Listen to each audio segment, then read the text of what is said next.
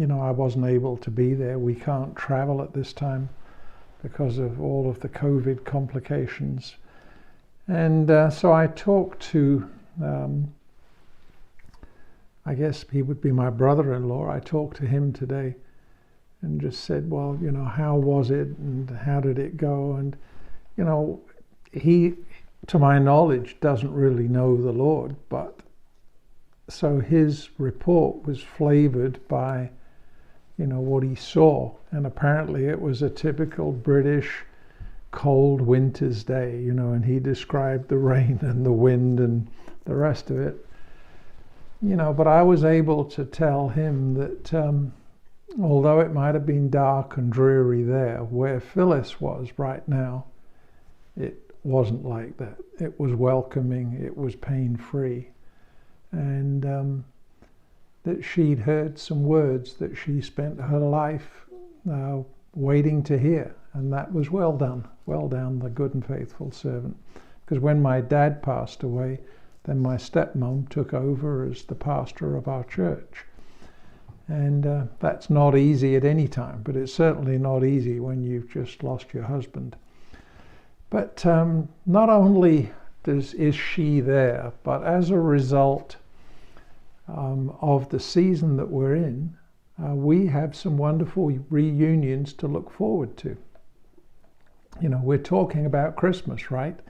And we have so much to give God thanks for. I'm grateful for every miracle that we hear about, and I hear about a lot. I heard even today that one of the ladies that connected to our church that had been in hospital because of COVID was released, and that's just an exciting thing to hear about. But there are many of you I know have got prayer requests and things, and you're just waiting. And it seems like, I told you we're in Advent and we've got a week or so to go before Christmas, and we're just in a period of waiting, right? There's all sorts of things that we wait for, and in some cases we're not sure if they're going to come. I've heard of people, I even know somebody in our class that's got some of these kind of announcements that come through the mail. You've won $1 million, and this person was always excited that they kept getting these notices they won $1 million, and so they're sort of waiting for the check. And it's kind of tough to say, well, listen, don't hold your breath, because that's a marketing ploy, not a promise. But some promises, it depends. A promise is only as good as the person who makes it, right? We know that the promise of Christmas was fulfilled.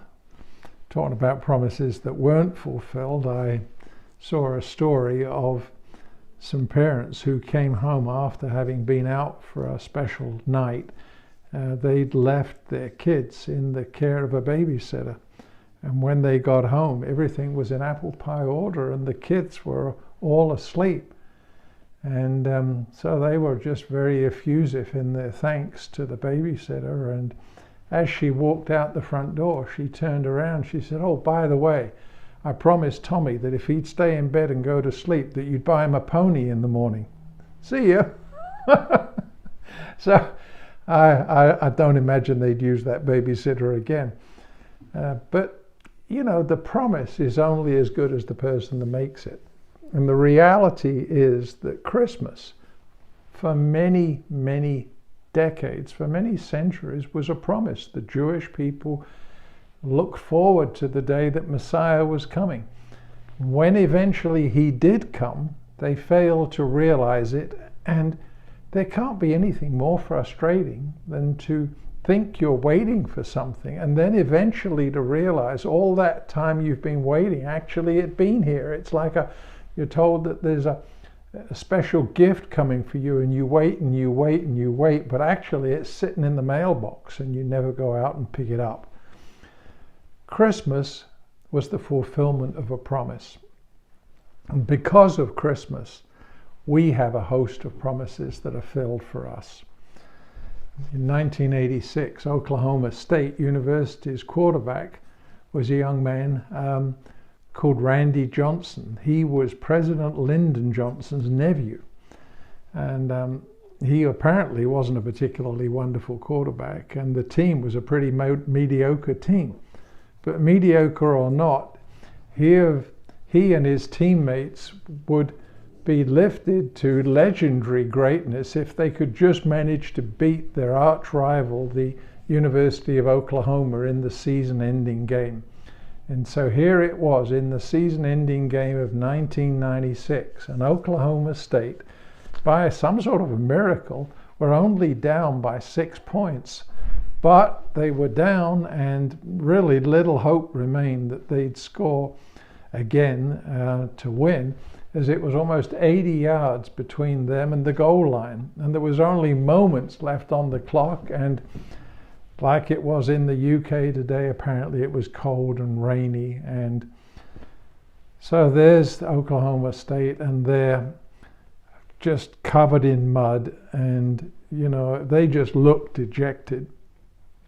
But as a sort of a gesture of goodwill, the coach decided for the last play of the game, he would put all of the seniors in. It was going to be their last game. And so he just sort of said to Randy as he went in, he said, just play whatever play you want. So the team huddled, and to the surprise of everybody, Randy called play 13.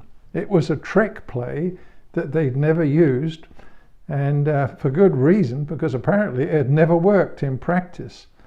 Well, you can imagine what's going to happen here, but the impossible did happen. Play 13 worked, and Oklahoma scored and won the game. And Randy Johnson's team won by just 1 point. The fans went wild, the team went wild. They carried Randy, the hero of the game, off. They carried him off and lifted him. And the coach was just sort of incredulous, and he shouted to Randy, he says, why in the world did you call play 13? So Randy says, well, he said, we were in the huddle, and I looked over and saw old Harry over there with tears running down his cheeks. It was his last game, and we were losing. And then I saw that big number 8 on his chest. And then I looked over and I saw Ralph, and tears were running down his cheeks too, and I saw that big number 7 on his chest. So in honor of those two guys, I just added 8 and 7 together and called play 13. But Randy, the coach shouted back, 7 and 8 don't add up to 13. I guess Randy reflected for a minute, and he says, oh, coach, he says, you were right. But if I'd have been as smart as you, we would have lost the game. So, I think there's a lot of people out there that are so smart that they're too smart. They're too smart for their own good. They simply can't grasp the fact that Christmas is about a gift. It's not about a gift under the tree that they're going to put up. It's about the greatest gift that mankind's ever been given. But it's so simple that they can't get their minds around it. And guess what? As a result of that, they're in danger of losing the most important game that ever will be played, the game of life. So today, as we wait for Christmas, we wait with the knowledge that one day, the day that we celebrate, the promise of the coming Messiah was fulfilled, and with that promise came the fulfillment of the plan of salvation. And so, even though there are sometimes dark days, like it was today, apparently in the UK, when we say goodbye to loved ones, because of Christmas, bright days are coming, joy and wonderful times of reunion are just around the corner. And so today I just want to encourage you. Hang on there. If God has made a promise, He will fulfill it. And even though it may be raining and it may be windy and it may be dark, we don't look at the surroundings. We look at the strength of His promise. And His promise is sure. His promise is secure. His promise is that I'll never leave you. I'll never forsake you. I've prepared a place for you. And one day, I'm going to call you home. And what a day of rejoicing that's going to be. So Christmas is about promises fulfilled.